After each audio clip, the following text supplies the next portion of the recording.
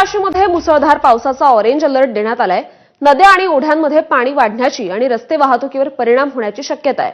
त्यामुळे आज सर्व शाळा आणि महाविद्यालयांना सुट्टी जाहीर करण्यात आली आहे। पंतप्रधान नरेंद्र मोदी आजपासून 2 दिवसांच्या गुजरात दौऱ्यावर आहेत। अहमदाबादमध्ये 5400 कोटी रुपयांपेक्षा अधिक किमतीच्या विकास प्रकल्पांचं आज मोदी उद्घाटन करणार आहेत। तसंच संध्याकाळी अहमदाबादमध्ये मोदींचा रोड शो असणार आहे।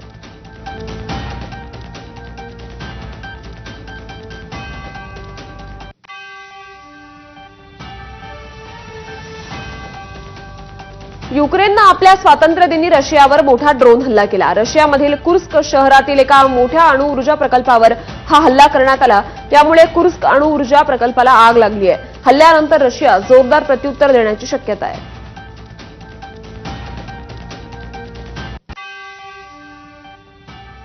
आणि या बातम्यांसोबत आता या बुलेटिनमध्ये वेळ झाली इथेच थांबण्याची। पुढील अपडेट्स आकांक्षासोबत बघत रहा एबीपी माझा।